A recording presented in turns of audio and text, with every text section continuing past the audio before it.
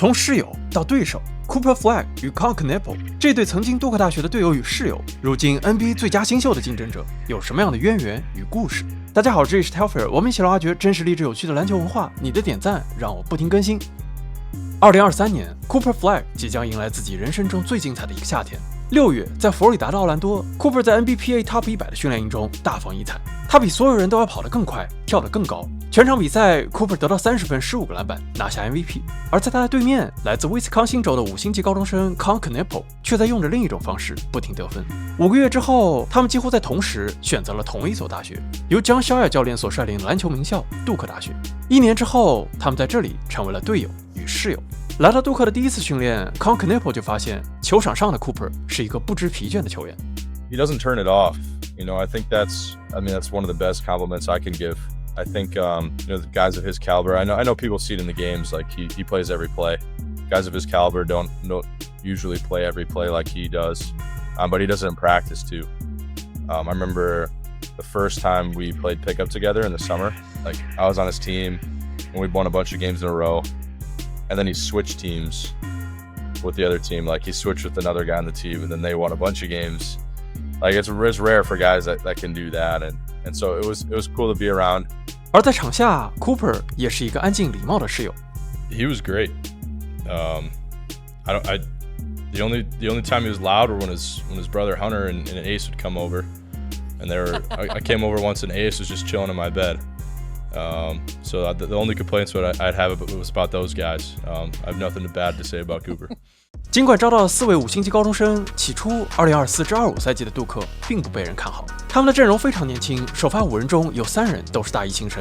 在开赛之前，杜克被美联社排在全美第7的位置，而在赛季最初的6场比赛，他们就输掉2场。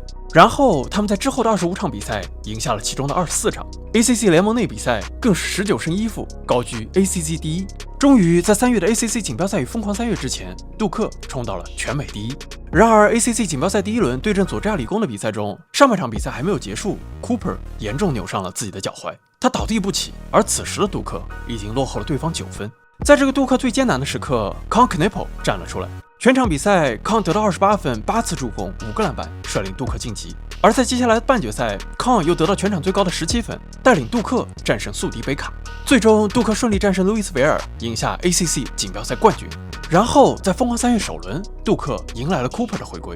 他没有因为自己潜在的 NBA 前景而选择保守治疗。在脚踝受伤之后仅仅8天 ，Cooper 选择火箭复出。杜克大学一路高歌猛进，他们连胜4场，闯入 Final Four。然而 Final Four 的半决赛，杜克在最后8分钟还握有14分领先的情况下，被休斯顿大学逆转，饮恨出局。这让 Cooper 27分、7个篮板、4次助攻、3次盖帽、2次抢断的全面表现显得黯淡无光。Incredible people, incredible relationships that I'm gonna have for the rest of my life.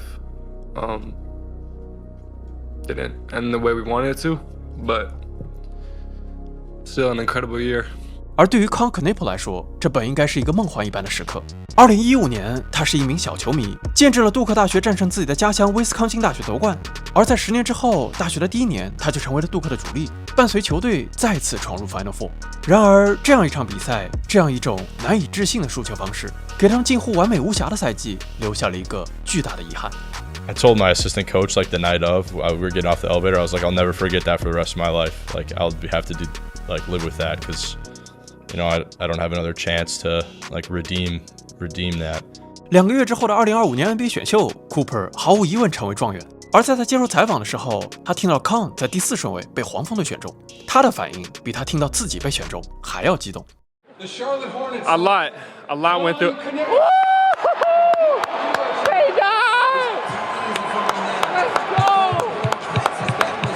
God. Let's go. I'm sorry. Insane. I mean, it's surreal. Con, that was my roommate last year, so just to see him have that moment with his family, it's just insane. That really just gave me chills. That was crazy.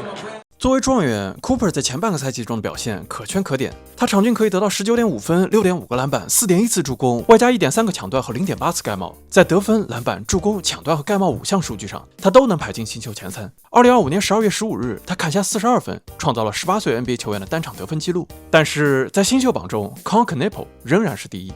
他场均得到 18.9 分、5.4个篮板、3.6次助攻，仅用29场比赛就命中了100记三分球，创造了 NBA 历史上的最快纪录。本赛季康以 42.9 的三分命中率投进了161颗三分球，三分产量位居全联盟第3，仅次于库里与米切尔。而就在今天，这对室友迎来了 NBA 中的第一次碰撞。独行侠对战黄蜂的比赛一开场，康就火力全开，他的前3次三分全部命中。上半场前7次出手，他命中了6球。It's not good. Yeah, I played with him last year, and yeah, when he sees some easy ones go in to start the game, it's never a good thing. I mean, that's how it is with a lot of great shooters. You never want to let them, tee up, open shots to start a game and get into a rhythm. So, I take, part in that. I let him get an early one off, clean look. 全场比赛，他三分球12投8中，砍下34分。而他对面的 Cooper 29投20中，砍下49分、10个篮板、3次助攻。49分是 NBA 历史上20岁以下球员的单场得分记录，同时他也刷新了独行侠队史新秀得分记录。比赛最后时刻，他用1记3分帮助球队追平了比分。Obviously, he's really good. He's the best player on the floor tonight. Probably that's the best players played against us all season. 但是最终笑到最后的是康与他的黄蜂队，他完成关键抢断，并通过2次罚球赢下了这场比赛。Cooper Flag 与康 Knippel 这对大学的室友，谁能最终拿下赛季最佳新秀，我们还无从得知。但是可以确定的是，在本赛季以及之后的职业生涯，这对室友之间的竞争还会继续。